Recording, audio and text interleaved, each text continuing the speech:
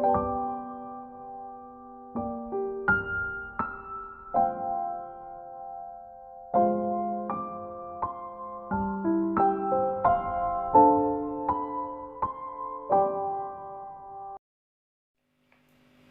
Bapak yang terkasih, mari kita awali pertemuan ini dengan doa pembukaan bersama-sama. Dalam nama Bapa dan Putra dan Roh Kudus. Amin. Bapa yang Maha Kasih, gerejamu yang kudus menyediakan masa Prapaskah agar kami dapat merenungkan perjuangan iman kami sebagai murid Yesus yang masih berziarah di dunia ini menuju hidup abadi bersamamu. Berilah kami terang Roh Kudus-Mu, sehingga kami benar-benar dapat mendengarkan sabda-Mu. Dalam pertemuan yang ketiga ini, kami akan belajar dari teguran Yesus kepada Petrus yang mengikuti keinginan dan harapannya sendiri. Bukalah hati kami, sehingga kami turut merasakan teguran Tuhan Yesus, karena kami juga seringkali mengikuti keinginan dan harapan kami sendiri.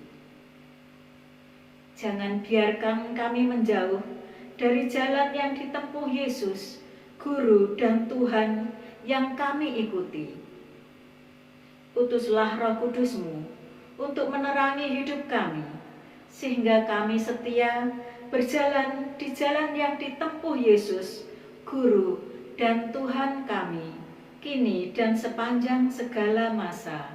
Amin. Ibu Bapak yang terkasih, mari kita lanjutkan dengan mendengarkan sabda Tuhan.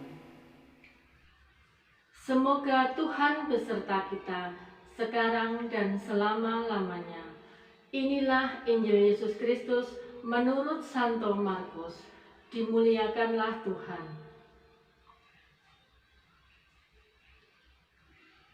Kemudian mulailah Yesus mengajarkan kepada mereka bahwa Anak Manusia harus menanggung banyak penderitaan dan ditolak oleh tua-tua, imam-imam kepala, dan ahli-ahli Taurat, lalu dibunuh dan bangkit sesudah 3 hari.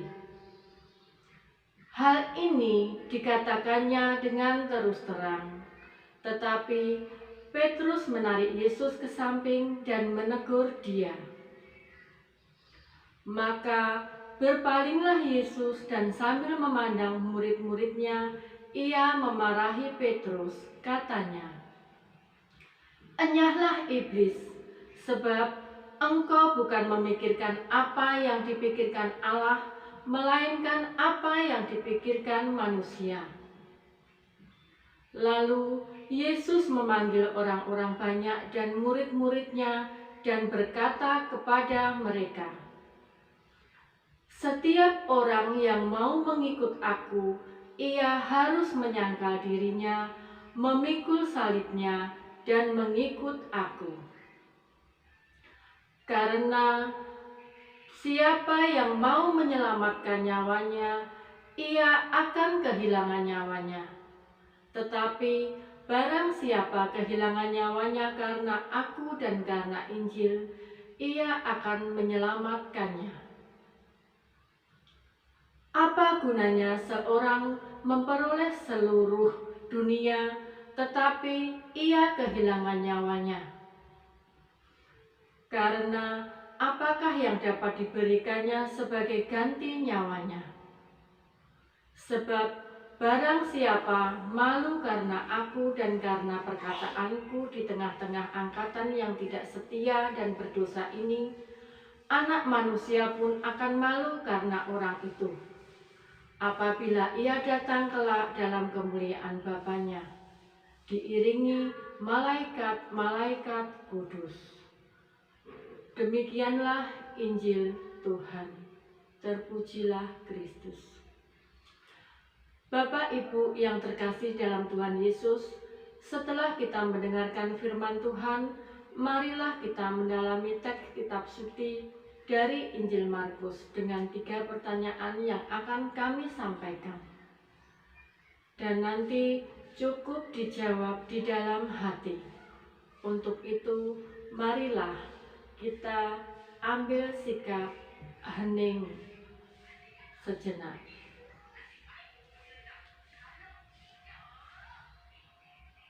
Pertanyaan yang pertama, ketika Yesus sedang menyatakan tentang apa yang akan terjadi dengan dirinya, Petrus menarik Yesus ke samping dan menegurnya.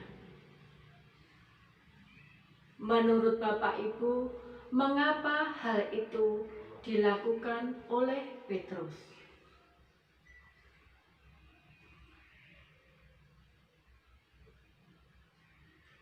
Pertanyaan yang nomor 2.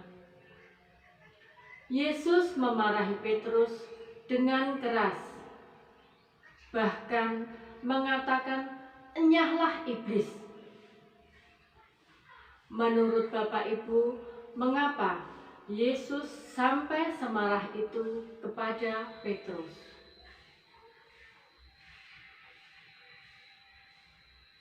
Pertanyaan yang ketiga, menurut Bapak Ibu, dari teks yang kita baca tadi, apa syarat menjadi murid Yesus?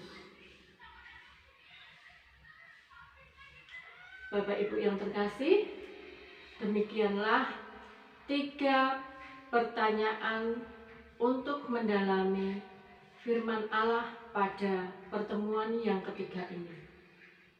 Untuk itu, marilah kita dengarkan selanjutnya, yaitu renungan.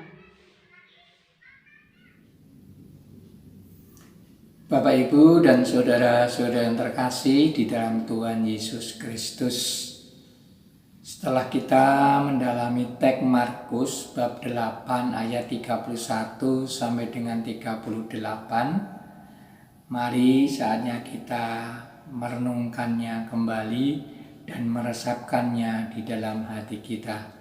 Untuk itu mari kita hening sejenak.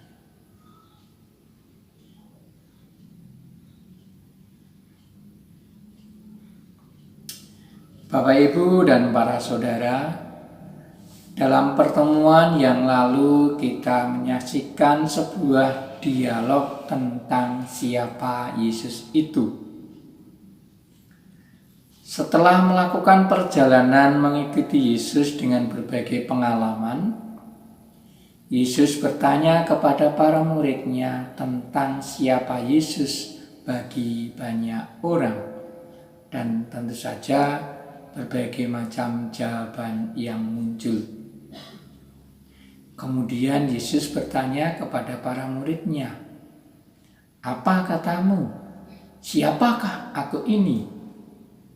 Dan Petrus yang mewakili para rasul yang lain menjawab, "Engkau adalah Mesias." Tetapi kemudian Yesus dengan keras melarang mereka untuk memberitahukan kepada siapapun tentang pernyataan itu. Perjalanan kita dalam mengikuti Yesus bersama Petrus dan para murid lainnya terus berlanjut. Setelah Yesus melarang dengan keras para muridnya memberitahukan kepada siapapun tentang pernyataan mereka bahwa Yesus adalah Mesias, kita sekarang mendengarkan pengajaran Yesus bahwa anak manusia harus menanggung banyak penderitaan dan ditolak tua-tua, imam-imam kepala, dan ahli-ahli Taurat, lalu dibunuh dan bangkit sesudah 3 hari. Dengan terus terang Yesus mengatakan hal itu. Yesus menggunakan istilah anak manusia sebagai kata ganti dirinya. Maka yang dimaksud Yesus dengan anak manusia tidak lain adalah dirinya sendiri. Dan ketika mendengar kata-kata Yesus yang terus terang itu, Petrus menarik Yesus ke samping dan menegur dia.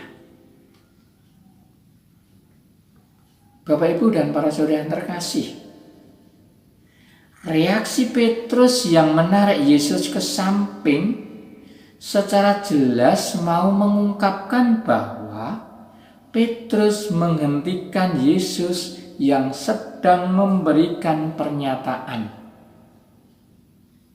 Bukan hanya menghentikan, tetapi Petrus juga menegur Yesus di depan para murid lainnya.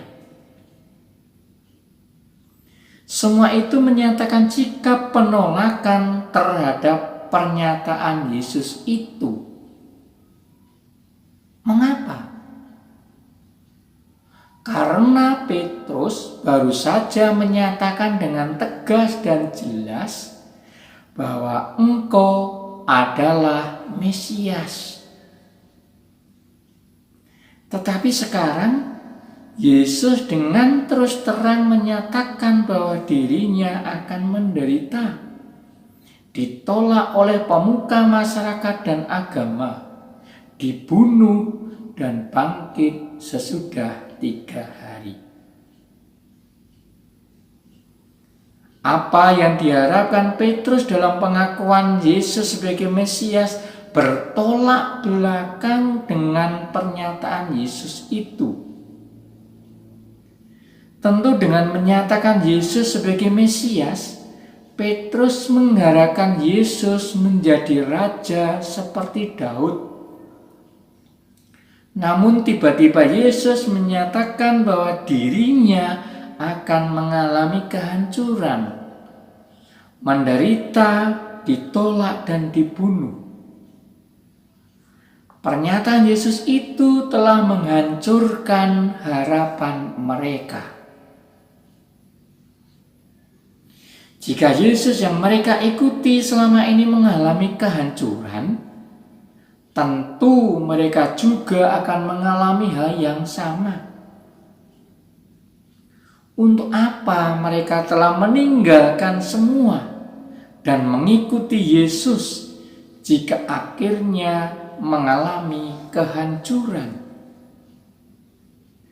Apa yang telah mereka korbankan dan lakukan, semuanya adalah sia-sia. Apa artinya perbuatan baik dan mujizat-mujizat yang mengagumkan yang telah dilakukan oleh Yesus jika nantinya Yesus mengalami kehancuran?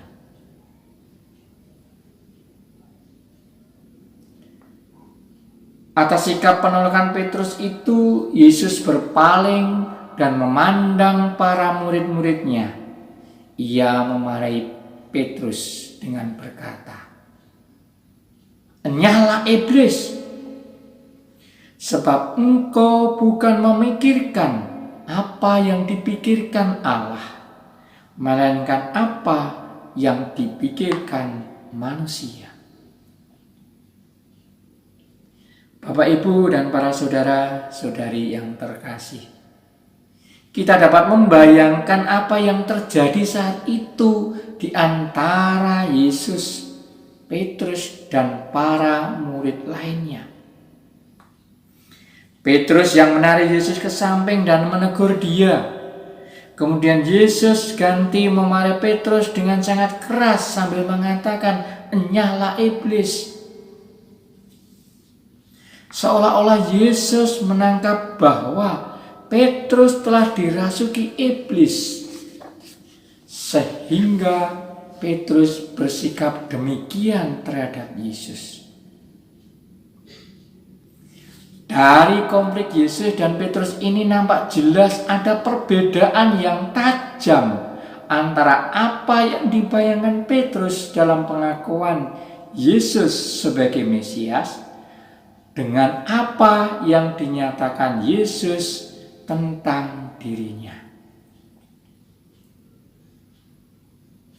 Dari sini terjawablah sudah bahwa mengapa Yesus melarang keras para muridnya memberitahukan kepada siapapun tentang pengakuan Yesus sebagai Mesias. Ternyata ada pemahaman dan harapan yang berbeda antara Yesus dan para muridnya.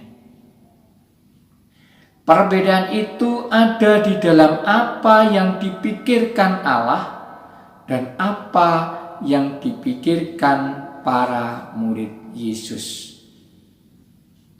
Para murid telah mengikuti Yesus sekian lama serta melihat segala perbuatan yang dilakukan oleh Yesus. Namun ternyata para murid masih memikirkan harapan dan angan-angannya sendiri mengenai Yesus. Mereka belum menangkap apa yang dikehendaki Allah di dalam diri Yesus. Meskipun mereka telah menyaksikan banyak mukjizat dan mendengarkan pengajaran Yesus, tetapi mereka memahaminya dengan pikiran dan harapan mereka sendiri. Bapak, Ibu, dan saudara-saudara yang terkasih di dalam Tuhan Yesus, setelah memarahi Petrus di depan para murid lainnya, Yesus kemudian menyampaikan beberapa hal yang berhubungan secara langsung dengan menjadi murid Yesus yang sejati. Dan untuk apa mengikuti Yesus sebagai muridnya?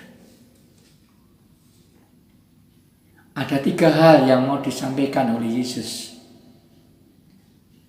Pertama, bagaimana menjadi murid Yesus yang sejati?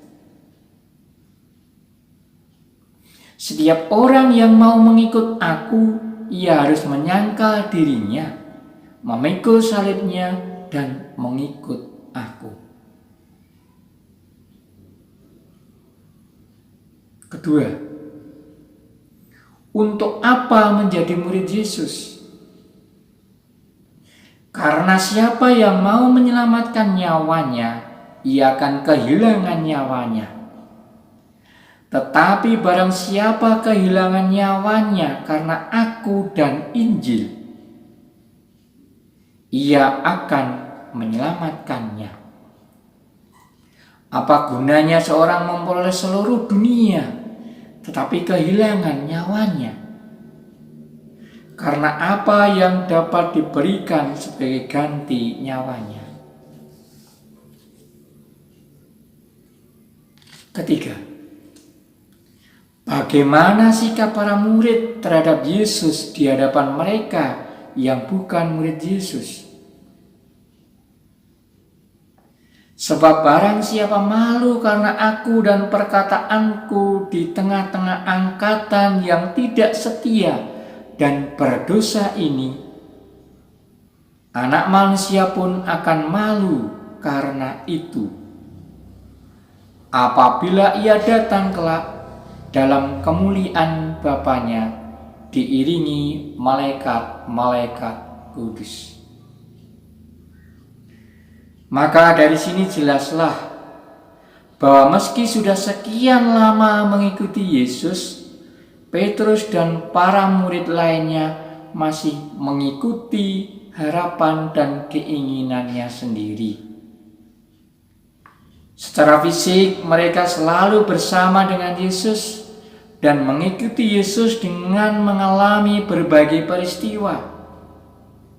Namun ternyata mereka masih mengikuti keinginannya sendiri. Dari pengalaman Petrus dan teman-temannya, kita mengerti bahwa mengenal Yesus, Guru dan Tuhan, tidak terjadi begitu saja. Petrus dan teman-temannya tidak mengenal Yesus melalui pelajaran-pelajaran yang diberikan, tetapi terlebih melalui pengalaman mereka mengikuti Yesus. Dalam mengikuti Yesus, banyak pengalaman yang dijumpai Petrus dan teman-temannya. Sama seperti Petrus, kita juga murid-murid Yesus. Dari pengalaman selama ini sebagai murid Yesus, kita mengenal Yesus itu dari mana? Dari pendidikan orang tua di dalam keluarga, dari pelajaran agama, dari khotbah para imam, dari membaca dan merenungkan kitab suci, dari pengalaman iman, dari pendalaman iman, maupun juga dari rekoleksi yang kita ikuti. Seringkali terjadi bahwa kita tidak searah atau sejalan dengan pengenalan akan Yesus yang benar. Bahkan kita tidak mengikutinya. Dengan demikian, kita hanya sebatas mengenal Yesus secara pengetahuan saja, bukan mengikutinya dalam hidup kita sehari-hari. Misalnya, melalui pelajaran-pelajaran itu kita mengenal Yesus yang murah hati. Namun ternyata dalam hidup sehari-hari banyak alasan yang kita ajukan untuk menolak berbuat hati pada sesama yang membutuhkan. Yesus lebih mengutamakan melaksanakan kehendak Allah Bapanya. Namun ternyata kita yang mengikuti Yesus selalu mengutamakan dan menomorsatukan kehendak, kemauan kita sendiri, ambisi kita sendiri, dan masih banyak yang lainnya. Mengenal Yesus berarti mengikuti Yesus. Mengikuti Yesus berarti menempuh jalan yang ditempuh Yesus.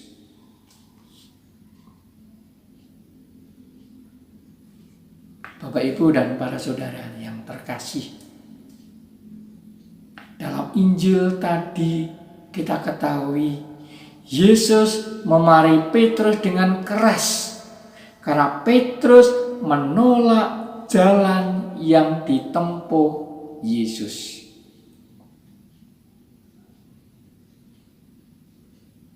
Lalu, bagaimana dengan kita? Apakah kita juga seperti Petrus yang menolak jalan yang ditempuh oleh Yesus?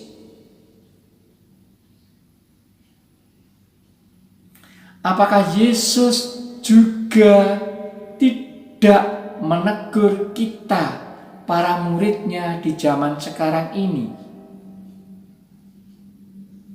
Atau kita sebetulnya juga sadar ditegur oleh Yesus, tetapi kita mematikan hati nurani kita. Kita menutup mata, menutup hati dari teguran-teguran Yesus itu. Seolah-olah kita tidak mau ditegur oleh Yesus. Bapak, Ibu, dan saudara-saudara yang terkasih, mari kembali kita merenungkan, terutama apakah kita merasa ditegur oleh Yesus sebagai muridnya pada zaman sekarang ini. Berkat Tuhan menyertai kita sekalian. Amin. Bapak, Ibu, dan para saudara yang terkasih dalam Yesus Kristus, setelah kita mendengarkan renungan pada pertemuan ketiga ini, maka secara pribadi kita diajak juga untuk merenungkan sabda Tuhan tersebut. Maka kita akan dibantu 5 pertanyaan pribadi. pertanyaan yang pertama.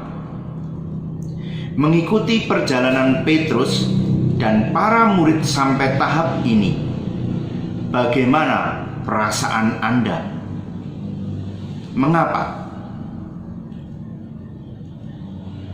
Yang kedua, selama menjadi murid Yesus, pernahkah Anda mengalami konflik seperti yang dialami Petrus? Dalam hal apa? Ingatlah kembali peristiwa apa yang menurut Anda mirip dengan konflik tersebut. Pertanyaan ketiga, selama menjadi murid Yesus, menurut Anda, mana yang lebih banyak? Anda mengikuti apa yang diinginkan Yesus bagi Anda, atau Anda selalu mengharapkan Yesus yang mengikuti keinginan Anda? Mengapa? Pertanyaan yang keempat, sebagai murid yang telah dengan setia mengikuti Yesus sampai hari ini, bagaimana usaha Anda untuk menjalin hubungan pribadi dengan Yesus? Apa hambatan yang Anda hadapi dalam menjalin hubungan pribadi ini? Pertanyaan yang kelima, Yesus menyatakan bahwa barang siapa malu mengakui diri di depan banyak orang bahwa dia adalah murid Yesus, maka Yesus juga akan malu mengakui ia sebagai muridnya di depan Bapa di surga. Bagaimana pengalaman Anda selama ini sebagai murid Yesus yang hidup di tengah masyarakat? Apakah ada hambatan untuk mengakui diri sebagai murid Yesus? Apa saja hambatan yang telah Anda alami?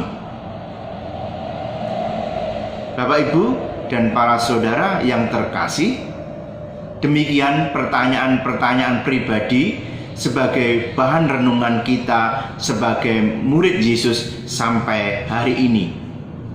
Dan mari kita lanjutkan dengan doa APP. Kita teruskan dengan doa APP bersama-sama. Bapa yang Maha Kasih, sudah sekian lama seluruh dunia berada dalam situasi hidup yang sulit karena pandemi COVID-19. Banyak yang telah menjadi korban. Tentu Engkau merasakan kesedihan kami. Kami sedih karena kami tidak dapat lagi dengan leluasa berkumpul dalam persekutuan untuk menumbuhkan iman kami. Terlebih kami hanya sebatas merayakan Ekaristi, sumber iman kami secara virtual. Meski tidak mudah, kami terus berusaha mengembangkan iman kami dalam keluarga. Berkenanlah Engkau selalu melindungi dan menguatkan iman kami. Jangan biarkan kami menjauh dari-Mu. Maka dalam masa Prapaskah ini, kami tetap berjuang untuk menempuh jalan pemurnian iman dengan merenungkan sabda Putra-Mu. Berkatilah semua orang, terutama mereka yang sedang berjuang menyelamatkan banyak orang. Berkatilah juga para pemimpin masyarakat, negara, dan gereja, para gembala umat di lingkungan, stasi dan paroki, beserta keluarga mereka. Berilah kekuatan ilahi-Mu bagi mereka yang sedang berada dalam situasi yang lebih susah dari kami akibat pandemi ini. Bantulah kami agar mampu setia menjaga keselamatan diri dan sesama dengan tetap disiplin mematuhi protokol yang telah ditentukan. Bapa yang Maha Kasih, Berkenanlah menerima persembahan iman kami yang sederhana di masa Prapaskah ini. Doa ini kami panjatkan dengan pengantaraan Yesus, Guru dan Tuhan kami, yang hidup dan berkuasa, kini dan sepanjang masa. Amin. Bunda Maria, Engkau selalu menyertai perjalanan hidup kami.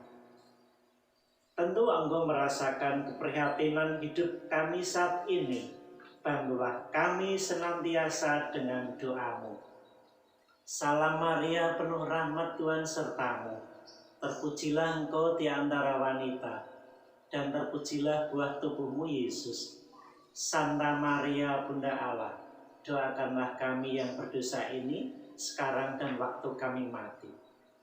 Salam Maria, penuh rahmat, Tuhan sertamu.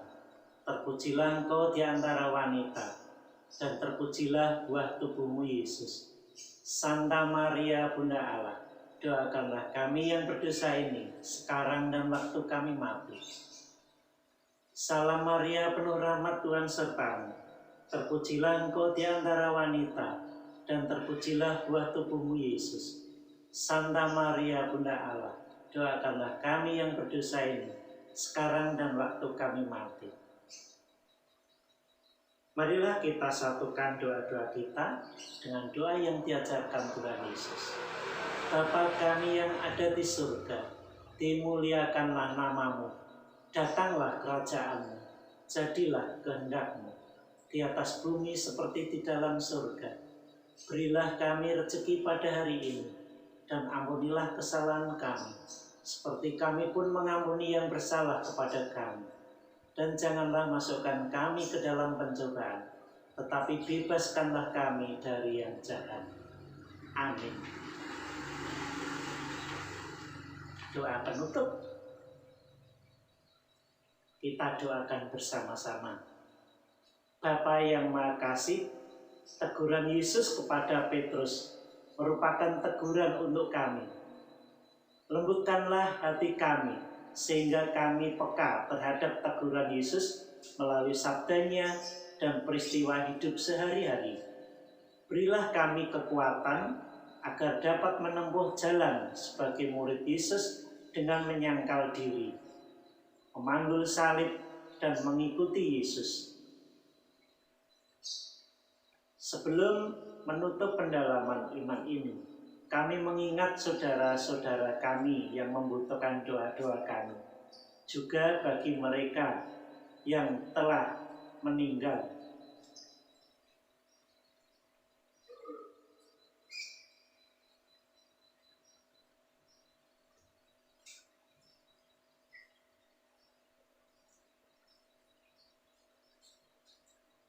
Jagalah dan lindungilah perjalanan hidup kami selanjutnya, sebagai persekutuan murid-murid Kristus yang dewasa dalam iman, guyup, penuh pelayanan dan misioner, demi kemuliaan namamu sepanjang segala masa. Amin. Bapak Ibu dan saudara-saudari yang terkasih, umat paroki Santo Petrus dan Paulus Rembang, kita baru saja mengikuti seluruh proses pendalaman APP yang ketiga. Kita diajak untuk belajar bersama dengan Petrus.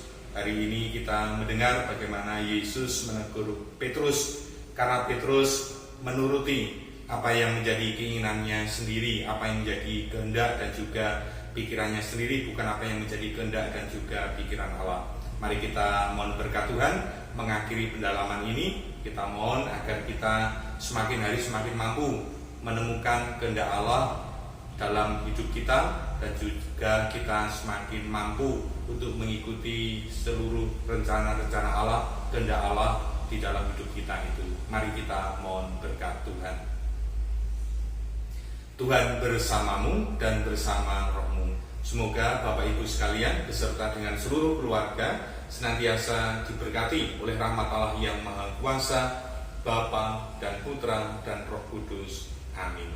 Berkah.